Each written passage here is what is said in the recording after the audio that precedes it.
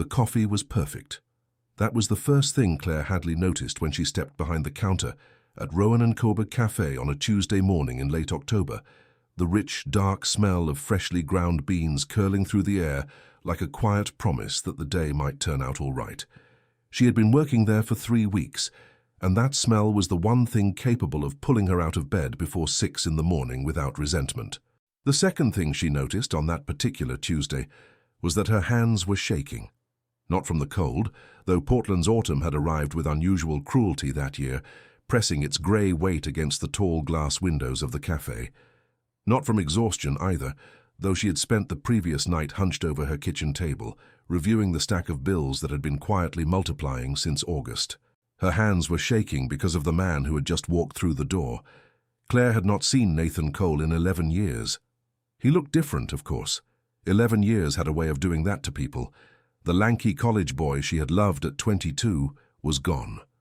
Replaced by someone taller in presence than in actual height, broader through the shoulders, sharper in the jaw, with dark hair that was no longer pushed carelessly behind his ears, but cut with the kind of deliberate precision that suggested someone else made those appointments for him.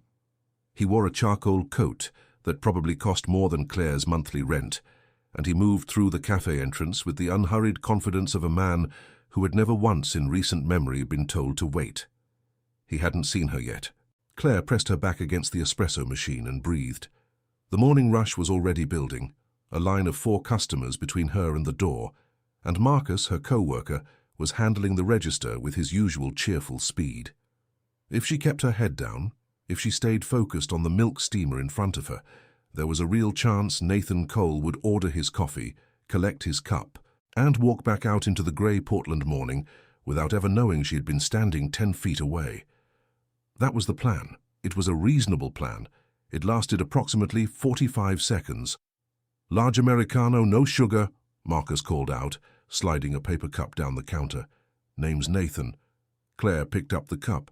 She uncapped the marker. She wrote the name in her usual looping handwriting before her brain caught up with her hands, and by the time the letters were dry on the side of the cup, Nathan had stepped to the pickup end of the counter and was looking directly at her. The silence between them lasted exactly 3 seconds. She counted. "Claire," he said. Not a question. Not really a greeting either, more like a man confirming something he had already suspected, or perhaps something he had been quietly bracing for without knowing it. "Hi, Nathan," she said. He looked at the cup she was holding. He looked at her apron. He looked at her face. She watched him absorb all of it in that same quiet, methodical way he had always had, like the world was a document he was reading carefully before he signed anything. "You work here," he said. 3 weeks, she confirmed, because offering a specific detail felt safer than leaving space for any larger observation he might make about the 11 years between then and now. He took the cup from her hand. Their fingers didn't touch. She was almost certain of it. "Thank you," he said, and walked to a corner table by the window. Claire turned back to the espresso machine and did not look at him again for the next 20 minutes. She measured shots, steamed milk, called out names, wiped the counter. She did all of it with the focused precision of someone performing surgery or diffusing something delicate, because falling apart at work was not something she could afford, not financially, not emotionally, and certainly not in front of Marcus, who noticed everything and felt strongly that the world should know about it. The cafe emptied slightly by 8:30. The morning crowd thinned to a handful of remote workers, and one elderly man who came in every day for a pot of chamomile and the newspaper. Claire refilled the pastry case, restocked the napkin holders, and allowed herself one glance toward the corner table. Nathan was still there. He had a laptop open in front of him and a phone pressed against his ear, and he was talking with the quiet, controlled intensity of someone making a decision that affected more people than he was speaking to. She watched him for only a moment, long enough to notice that he still held his coffee cup with both hands when he wasn't actively drinking from it, wrapping his palms around the warmth in that specific way he always had on cold mornings, 11 years ago. Sitting across from her in the university library with a textbook neither of them were reading. She looked away before he could catch her. By 9 o'clock, she had almost convinced herself that the encounter was manageable, a coincidence, awkward, but survivable. They had said 4 words to each other. It was fine. People ran into their college ex-boyfriends at coffee shops. This was Portland. It happened. Then Marcus slid up beside her with the expression he wore when he had information he considered urgent. "You know who that is?" he said, nodding toward the corner. "Old friend," Claire said. "That's Nathan Cole," Marcus said. "Like Nathan Cole. He owns the Vantage Group.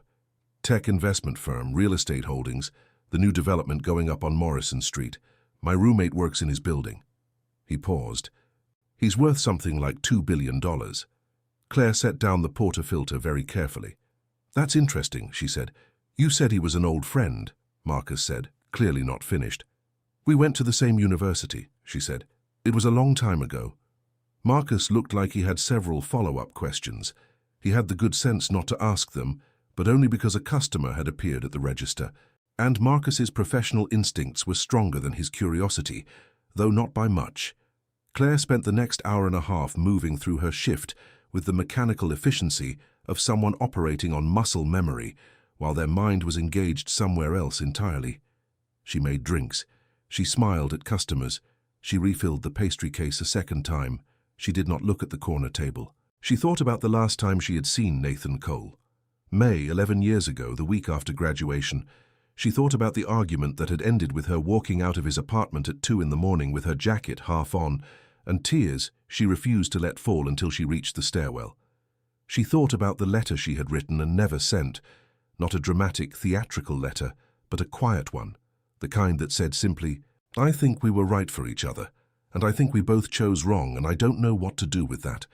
She had burned it eventually, or rather, she had meant to burn it dramatically, and instead had torn it into very small pieces over her kitchen trash can, which was less poetic but equally final. At 10:45, Nathan closed his laptop. He stood, buttoned his coat, and picked up his cup. Still half full, she noticed. He crossed the cafe toward the exit, and then stopped, which was not the direction of the exit, and came to stand at the counter. "Are you here tomorrow?" he asked. Claire met his eyes for the first time since the cup exchange that morning. Up close, she noticed that the sharpness she had attributed to him from a distance was not coldness. It was something more complicated than that. There were faint lines near his eyes that hadn't been there before. He looked like a man who slept adequately, but not well. 6-2, she said. He nodded once, in the way that people nod when they are filing information, rather than responding to it. "I'll see you tomorrow then," he said. He walked out. The door swung shut behind him. A cold rush of October air lingered for a moment, and then dissolved into the warm smell of coffee and pastry. Marcus appeared at her left shoulder with the speed of someone who had been waiting. "What was that?" he said. Claire picked up a cloth and wiped the counter that did not need wiping. "He just comes in for the coffee," she said. But even as she said it, she was aware that neither of them believed it. And more unsettling than that, she was aware that some quiet, traitorous part of her was already wondering what he would order tomorrow, and whether she would be the one to make it, and what might happen in the 11 inches of counter space between the cup and his hand, if neither of them looked away in time. Nathan Cole had not planned to go back. That was the thing he kept returning to on the drive to his office that Tuesday morning, the fact that walking into Rowan & Co. had been entirely accidental. His usual place, a sleek espresso bar 3 blocks from the Vantage Group headquarters, had been closed for a pipe repair. His assistant, a hyper-organized young man named Derek, had pulled up the nearest alternative on his phone and sent Nathan the address without ceremony. Nathan had walked in, ordered his usual, and turned to find Claire Hadley standing behind the counter with a marker in her hand and an expression that moved through surprise, recognition, and careful composure in the span of about 2 seconds. He had always admired that about her, the composure. Even when everything underneath it was clearly moving fast. His office on the 14th floor of the Vantage building had floor-to-ceiling windows that faced west, and on clear days you could see the hills beyond the city, turning gold and rust with the season. Nathan stood at those windows for a long moment after arriving, coffee in hand, and did something he rarely permitted himself during working hours. He thought about the past. Not the version of the past he sometimes referenced in interviews. The carefully edited story of a driven young man who had built something from ambition and discipline and a tolerance for 18-hour days. The other past, the one that had a specific address, a specific voice, a specific argument that ended on a cold May night with a door closing and footsteps going down a stairwell and silence that had a particular weight to it. He had told himself at the time that it was the right call. He had been 23, freshly graduated, staring down a business plan that his professors called bold and his parents called reckless. Claire had wanted something different, not from him exactly, but from the next phase of her life. Stability, roots, a version of the future that didn't involve watching the person she loved pour everything into a risk that might or might not pay off. He hadn't blamed her. He had understood it even.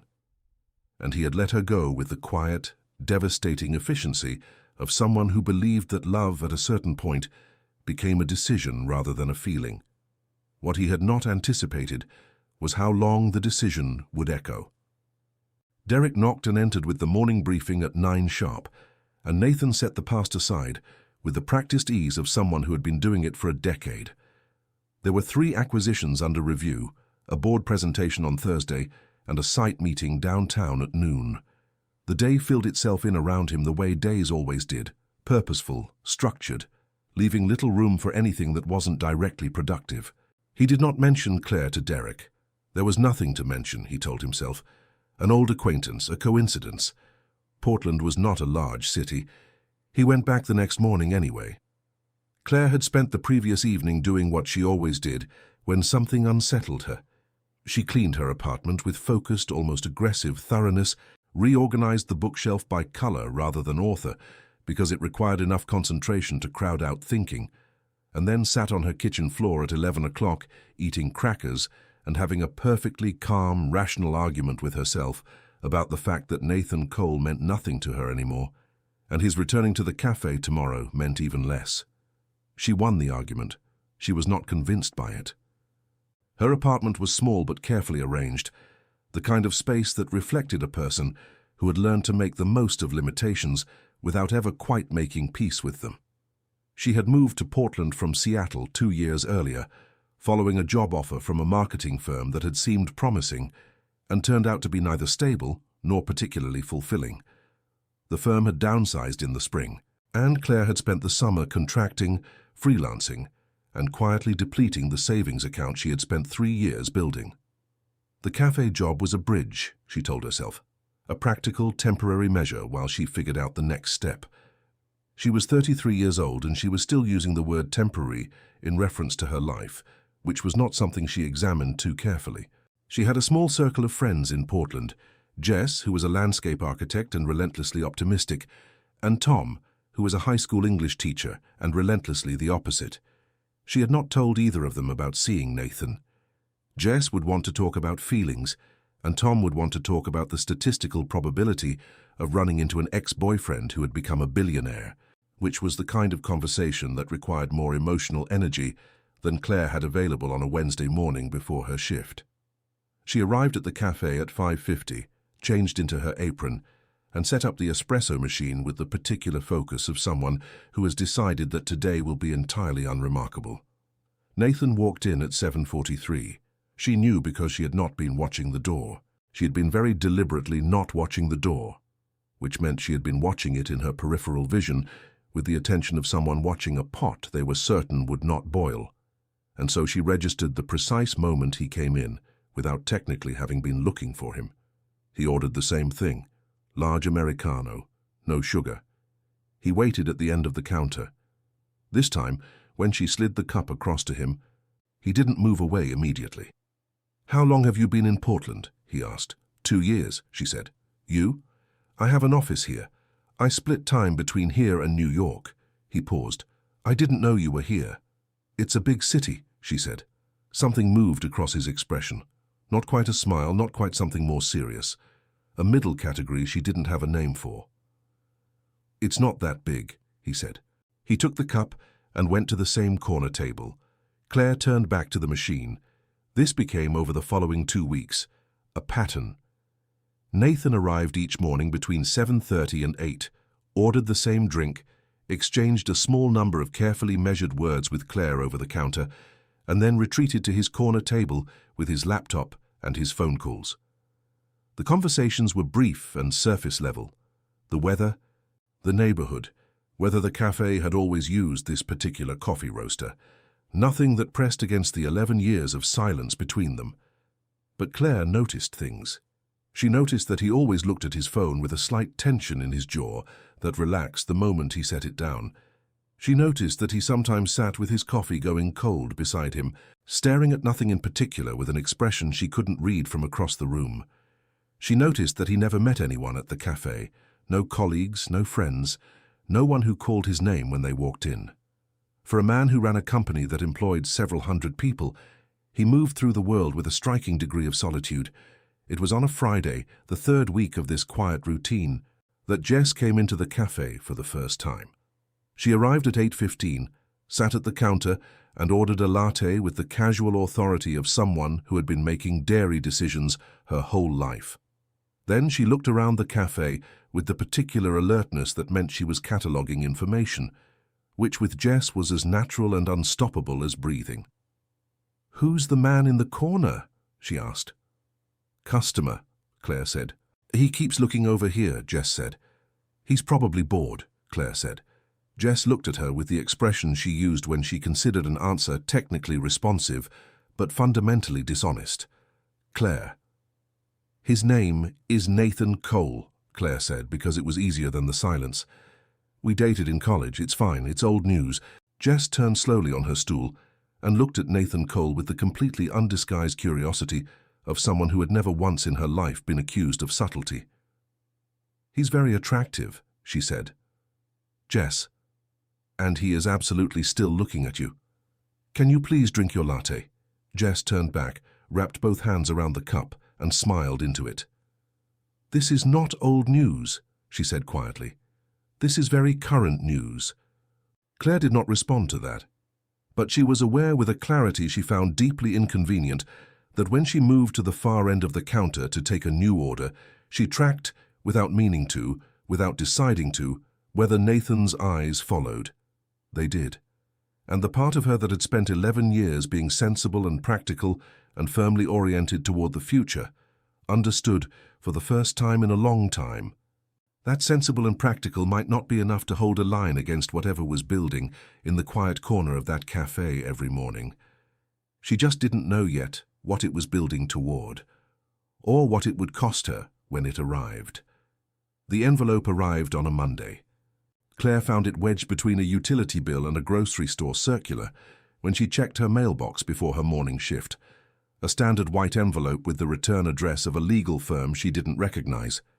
She opened it standing in the hallway of her building, still wearing her coat, and read it twice before she fully understood what it said. The marketing firm she had worked for before the layoff was being sued by a former client for breach of contract. The lawsuit named several former employees, including Claire, as parties of interest. She was not the primary defendant, the language made that clear. But her participation in a specific campaign during her final months at the company had placed her in the document, and the legal firm was requesting her cooperation in producing records, correspondence, and a formal statement. She stood in the hallway for a long moment. The radiator at the end of the corridor ticked steadily in the way it always did, indifferent to everything. Then she folded the letter, put it in her bag, and went to work.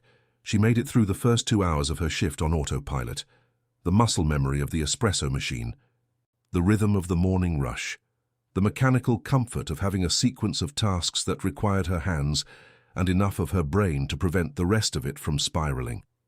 Marcus asked twice if she was all right. She told him she hadn't slept well.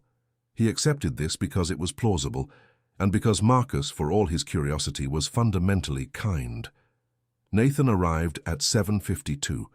He ordered his usual, and when she set the cup on the counter, she must have looked different than normal, something in her face or the set of her shoulders, because he didn't reach for the cup immediately.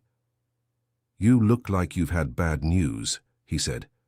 It was such a direct observation, delivered so quietly, that she answered before she thought better of it. "Legal trouble," she said. Old job. It's complicated. He picked up the cup. He didn't move away. What kind of legal trouble? He asked.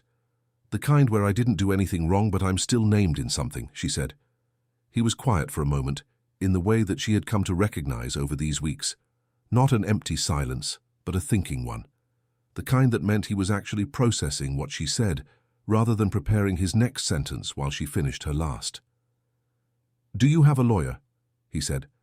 I have a legal aid number someone gave me 2 years ago, she said. I'm not sure it's current. Something shifted almost imperceptibly in his expression. He nodded once, took his coffee, and went to his table. Claire turned back to the machine and told herself firmly that the conversation was over. It was not over. At 9:15, when the cafe had quieted and Marcus was restocking the back, Nathan came to the counter with his empty cup and a folded piece of paper, which he placed on the counter in front of her. That's the name and direct number of an attorney I trust, he said. Corporate law, but she handles civil matters, and she'll know who to refer you to if it's outside her area. Tell her I sent you. Claire looked at the paper, then at him. Nathan, I can't ask you to... You didn't ask, he said. I offered. He paused. There's a difference. She picked up the paper. The name written on it was Catherine Briggs, and below it a phone number with a New York area code. The handwriting was the same as she remembered, precise, slightly compressed, letters that leaned neither left nor right. Thank you, she said. It's a phone number, he said. It's not complicated. But they both knew, in the way that people who share a history know things without saying them, that it wasn't really about the phone number. She called Catherine Briggs that afternoon on her lunch break, sitting on a bench outside the cafe with her coat pulled tight against the October wind. The attorney was brisk, professional, and immediately useful. She asked 3 specific questions, told Claire exactly what the legal exposure likely was based on her role in the campaign, and confirmed that as a non-primary party with no financial decision-making authority, Claire's position was almost certainly defensible. She recommended a local Portland attorney for the formal statement, gave Claire his name, and told her to mention Nathan Cole. He's a good man, Catherine said, with the matter-of-fact brevity of someone who had known him for a long time. Claire sat with that for a moment after the call ended. She thought about the Nathan she had known at 22, driven, yes, but also restless, sometimes reckless, occasionally so focused on the future that he forgot to exist in the present. She thought about the man who came into the cafe every morning and sat alone at a corner table and held his coffee cup in both hands. She thought about the way he had written a lawyer's phone number on a piece of paper and slid it across a counter without making it into anything more than it needed to be. People changed. She knew that. She had changed. But there was something about the specific way Nathan had changed that she found herself turning over like an object she couldn't quite identify by touch alone. It was Jess who discovered it, as Jess discovered most things, through a combination of genuine curiosity and the complete absence of any instinct toward minding her own business. She called Claire on a Thursday evening with the preamble of someone who has been sitting on information and can no longer justify the restraint. I looked him up, she said. I know you did, Claire said. Did you know about his father? Claire paused. What about his father? He died, Jess said, with the gentleness she deployed when she had something difficult to deliver. About 4 years ago, there was an article, a profile in a business magazine. Nathan talked about it briefly, said it changed the direction of a lot of his decisions. She paused. There was something else in the article, Claire. He mentioned in passing that he'd had a serious relationship in his early 20s that he'd walked away from. He didn't give details, but the journalist noted that he said, and I'm reading this directly, that it was the decision he had spent the most time reconsidering. The apartment was very quiet. Outside, rain had begun to tap against the window with the steady, patient rhythm of something that intended to continue for a while. Jess, Claire said, I'm just telling you what the article said. That article is 4 years old. People don't unmean things they've said in print, Jess said. That's not how it works, and you know it. The complication arrived, as most real complications do, without warning, and in the form of a person. His name was Daniel Marsh, and he walked into Rowan & Co's the following Tuesday morning at 8 o'clock with the particular energy of a man who was accustomed to walking into rooms and immediately reconfiguring them around himself. He was tall, well-dressed, and handsome in the obvious, uncomplicated way that tended to make first impressions very favorable and second impressions slightly less so.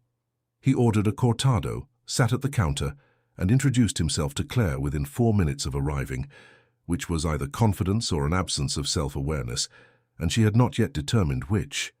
He was. It emerged over the following 10 minutes of effortless conversation.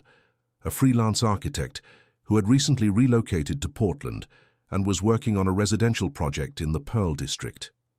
He was funny, easy to talk to, and completely present in the conversation in the way that felt refreshing after years of people who checked their phones mid-sentence. He came back the next day, and the day after that. By Friday, he had asked if she would like to have dinner. She had said she would think about it, which both of them understood to mean yes, provisionally. The problem was that Nathan had been in the cafe on all 3 of those mornings at his corner table, and on the 3rd morning she had noticed, she would have had to be deliberately not looking to miss it, that he had stopped working at some point and was watching the counter with an expression she had not seen from him since college. An expression she had a very specific memory of, and which she had not expected to see again, and which did not make the decision about dinner any simpler. That evening, she took the old letter out from the back of her desk drawer, the one she had once described to herself as having been destroyed, the one that turned out to have survived in a sealed envelope she had told herself she would eventually deal with.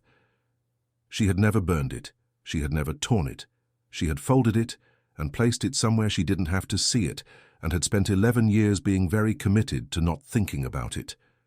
She read it. Then she sat for a long time with it in her hands. Outside, the rain had returned. The radiator ticked.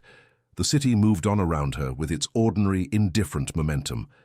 The letter said what she had always known it said, but reading it now at 33, in a city she had come to by accident, after 3 weeks of coffee cups and careful words and a folded piece of paper with a lawyer's name on it, it said something different than it had at 22.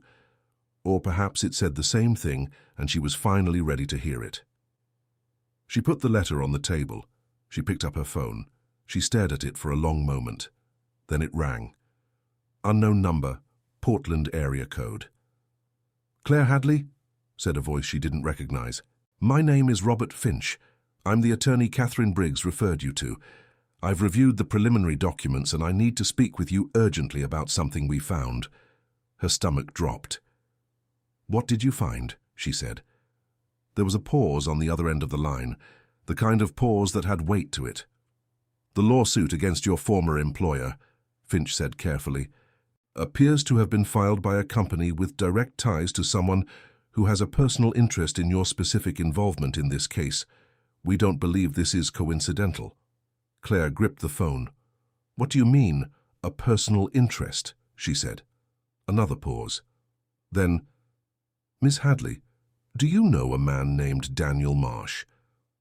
The silence that followed Robert Finch's question lasted only a few seconds, but it had the particular quality of silence that precedes something irreversible, the held breath before the wave breaks, the stillness in a room just after a glass has slipped from someone's hand and before it hits the floor. "Daniel Marsh," Claire repeated. "He's listed as a principal stakeholder in the holding company that owns the firm bringing the lawsuit," Finch said. "It's buried under 2 layers of corporate structure, which is why it wasn't immediately visible, but it's there." He paused. "You said you've met him recently?"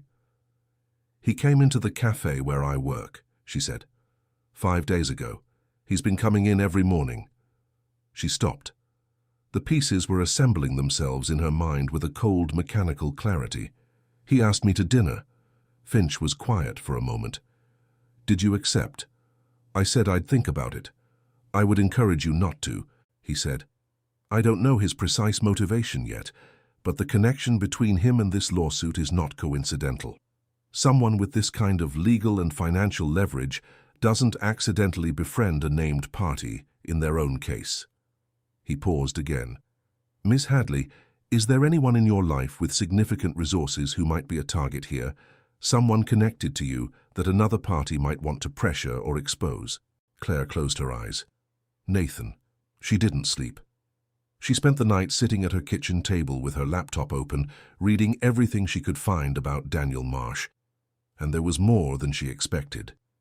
He had a history that was not dramatic in any single moment, but accumulated into a pattern that was unmistakable once you knew to look for it. A business dispute in Chicago, settled quietly.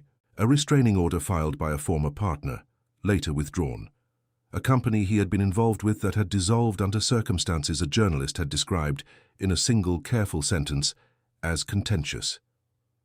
More relevantly, 3 years ago, Daniel Marsh had attempted to broker a real estate deal with the Vantage Group. Nathan had declined.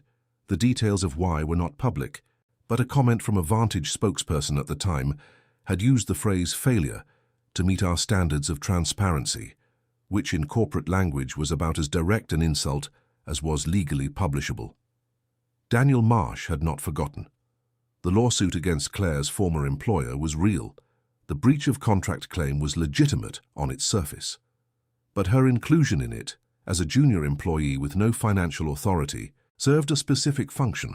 It created a connection, a pressure point, something that could be used, whether directly or indirectly, to create noise around anyone who publicly supported her or became associated with her defense. Someone like Nathan Cole, whose name attached to anything generated attention. She understood it now with horrible clarity. Daniel hadn't come into the cafe by accident. He had come in because he had done his research, found a thread that led to Claire, and decided she was the most accessible point of leverage against a man who had closed a door in his face 3 years ago. She called Nathan at 7 in the morning. She had his number. He had given it to her 2 weeks earlier, in case she had questions about the attorney, and she had saved it without letting herself think about what that meant. He answered on the second ring. "Claire, I need to tell you something," she said, "and I need you to listen before you say anything, because it involves you and you're going to want to stop me somewhere in the middle, and I need you not to." A brief pause. "All right," he said. She told him everything. Finch's call, the corporate structure, Daniel Marsh, the Chicago dispute, the failed deal with Vantage. She talked for nearly 10 minutes without interruption. When she finished, the silence on the other end of the line was the thinking kind, dense and purposeful. "How long have you known about Marsh and Vantage?" she asked. "I knew about Marsh," Nathan said carefully. "I didn't know he'd found you." Another pause. "Claire, I owe you an explanation." "You don't owe me." "I do," he said. "Please." She waited. When Derek found the cafe as an alternative 3 weeks ago, he said, "It wasn't entirely random. I'd seen your name mentioned in the lawsuit filing.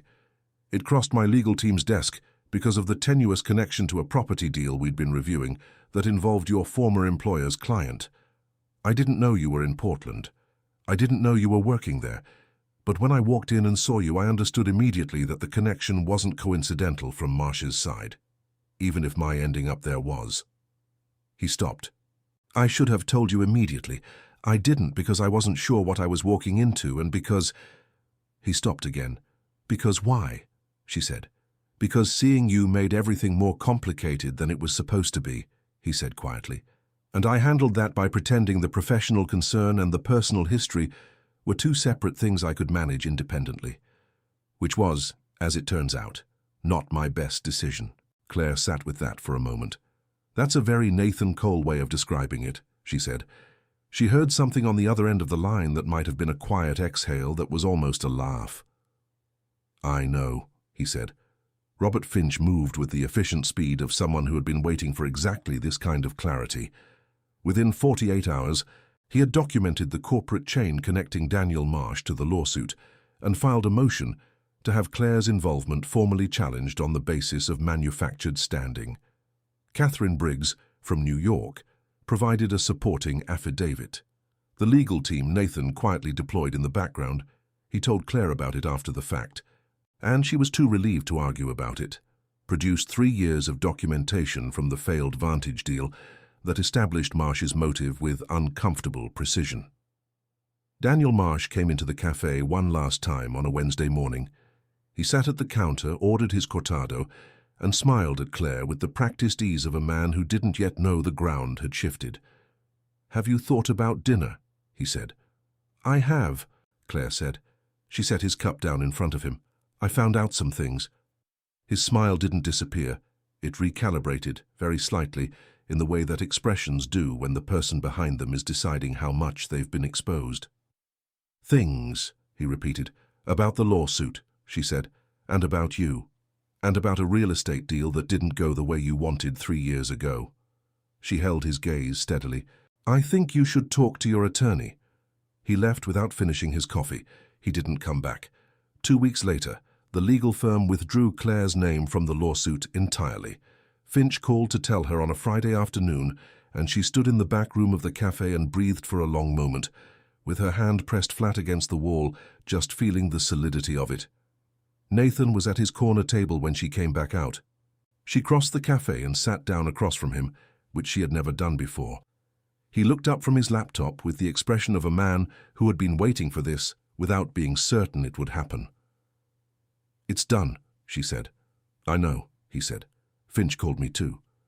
They sat for a moment in a silence that was different from the careful silences of the past weeks, less guarded, less structured around the effort of not saying things. "I owe you an apology," Nathan said. "Not just for the last few weeks, for 11 years ago." "Nathan." "I let you walk out," he said, "because I told myself that what I was building mattered more than what we had, and that you'd be better off without someone who was going to be consumed by work for the next decade." He looked at her steadily. Both of those things turned out to be partially true and profoundly wrong at the same time, which is the most frustrating kind of mistake. "I walked out," she said. "I made choices too." "You did," he said. "I know." "I wrote you a letter," she said.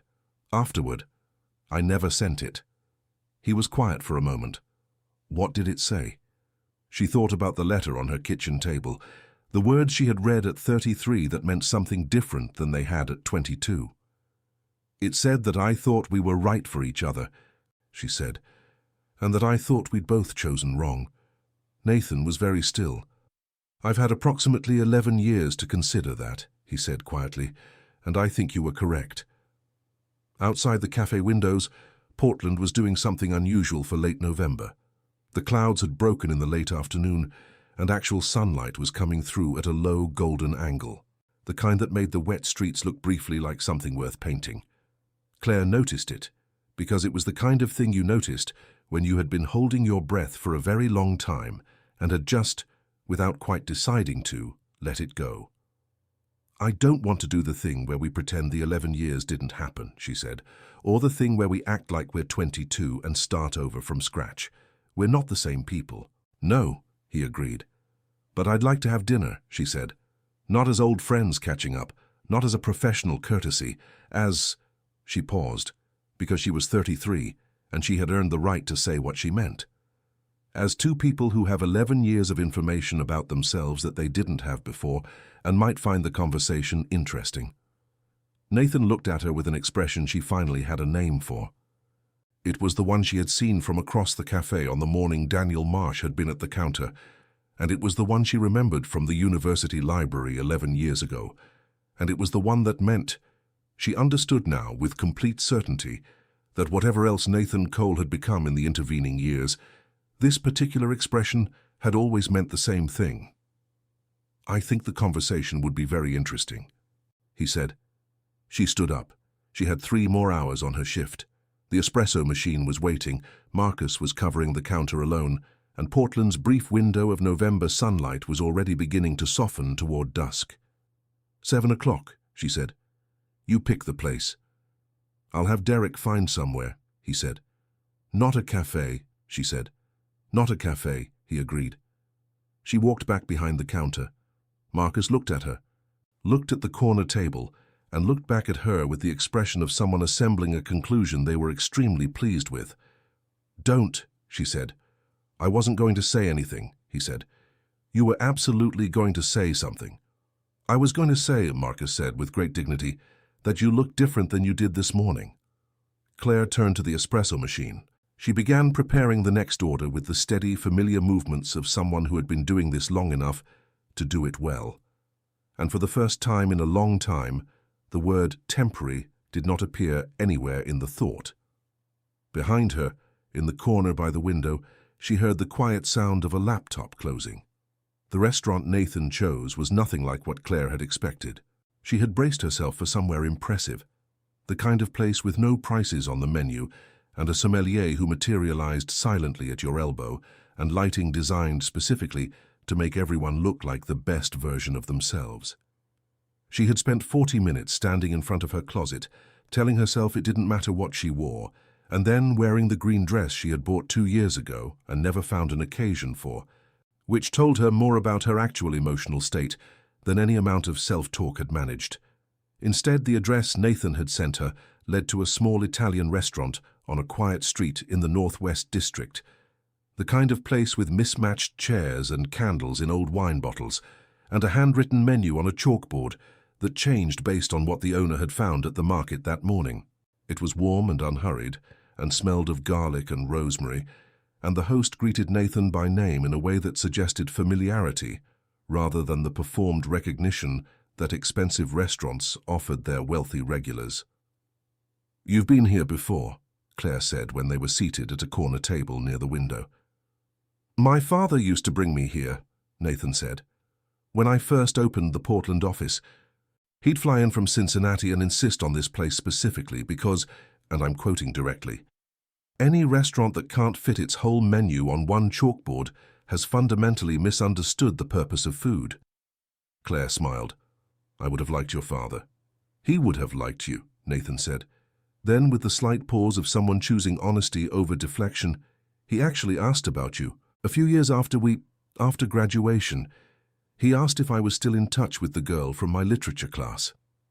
"We met in a literature class," Claire said. "I'd forgotten that." "You hadn't forgotten," he said. She hadn't. She remembered it exactly.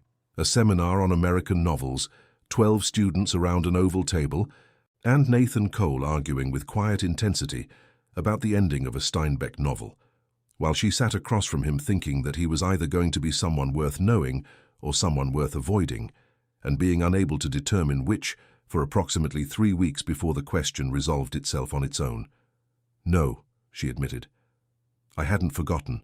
The evening moved differently than she had expected it to, not with the careful tension of two people navigating a formal occasion, but with the ease of a conversation that had been interrupted mid-sentence 11 years ago and was now, without ceremony, continuing. They talked about his father's death, which had happened during a period when Nathan had been working 16-hour days and had not, he said with a flatness that didn't conceal what was underneath it, been present enough in the months before.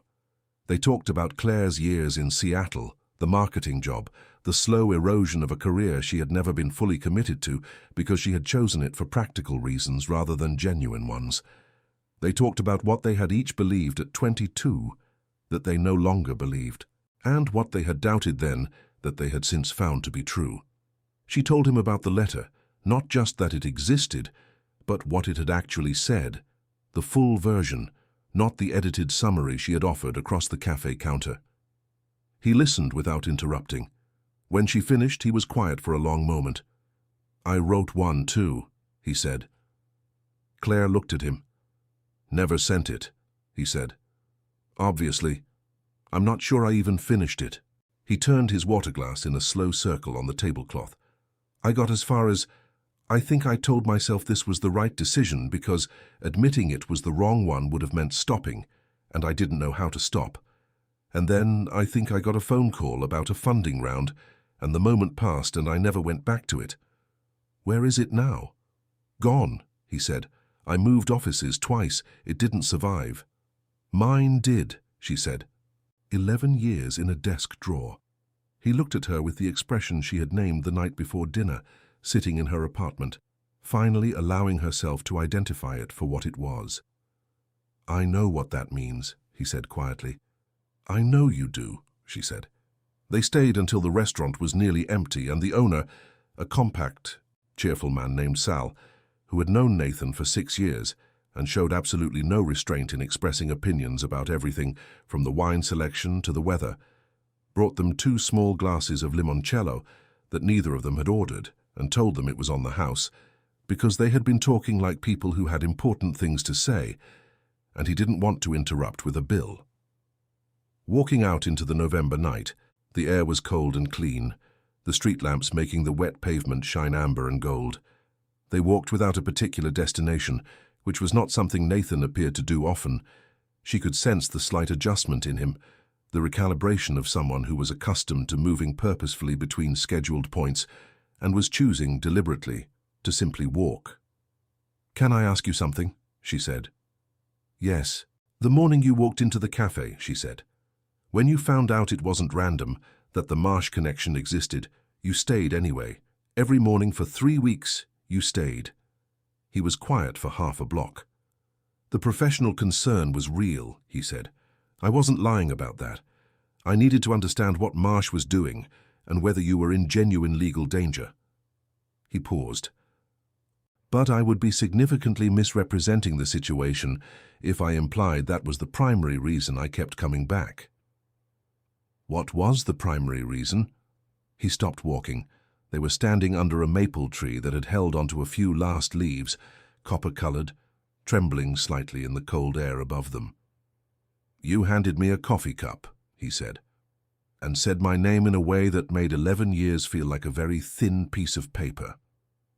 He looked at her directly, with the specific lack of deflection that she had come to understand was not coldness at all, but its opposite, a man who, when he finally said something, meant it without reservation. "I have built a great deal in 11 years, Claire. I am not unhappy with most of it, but I have been aware consistently of what was missing from it, and I would be doing both of us a disservice if I stood here and pretended that walking into that cafe and seeing you didn't clarify something I had been imprecise about for a very long time." She looked at him for a moment in the amber light. "You're still the person who argues about Steinbeck endings," she said. "You're still the person who keeps letters she claims to have destroyed," he said. She laughed, a real one, unguarded, the kind that surprised her by arriving before she had decided to allow it. He smiled, and it was the smile she remembered, the one that had always looked slightly surprised by itself, as though happiness caught him off guard each time it appeared. The weeks that followed were not a fairy tale. Claire was clear-eyed enough about herself and about him to know that the 11 years had left marks on both of them that didn't simply dissolve in the warmth of a good dinner and honest conversation. Nathan worked too much. She knew this going in. He cancelled twice in the first 3 weeks, once for a board crisis that genuinely required him, and once for a reason that, on reflection, probably hadn't. She told him so directly, and he listened, and did not become defensive, which was either personal growth or a sign that he had learned what defensiveness cost him, or both. She called Jess the morning after their second dinner. Jess listened to the entire account with the focused silence of someone storing every detail for future reference, and then said, "I'm going to avoid saying I told you so, because I think that cheapens the moment." "You just said it," Claire said. "I said I was going to avoid it," Jess said. "I didn't say I succeeded." Tom, when she told him, asked 3 practical questions about Nathan's schedule and availability, and whether the power imbalance in their financial situations had been addressed as a topic of conversation. She told him they had discussed it. Tom said that was good, and that he reserved the right to have further opinions later. She told him that was fair. She kept her shifts at the cafe through December, not because she had to, but because she had decided to, which was different. She was also, in parallel, beginning to freelance again in marketing and communications, this time for clients she had chosen rather than inherited, and the work felt different when the choice behind it was genuine. Nathan did not offer to fix her financial situation. She had not asked him to. They had both understood, without discussing it explicitly, that this was important. What he did do in late December was introduce her to a contact at a Portland-based design firm that was looking for a senior communications strategist. He mentioned her name and sent one email, and then explicitly did not follow up, which she understood meant he had done what he considered appropriate and was leaving the rest to her. She went to the interview. She got the job. She called him afterward and said, "I start in January." "I know," he said. "They told me. You said you weren't going to follow up." "I said I wasn't going to follow up with them," he said. "They followed up with me." She could hear the almost smile in his voice. "Nathan, you got the job because you were the right person for it," he said. "Everything else was just a door." On New Year's Eve, they stood on the rooftop terrace of Nathan's Portland apartment. Not a party, not an event.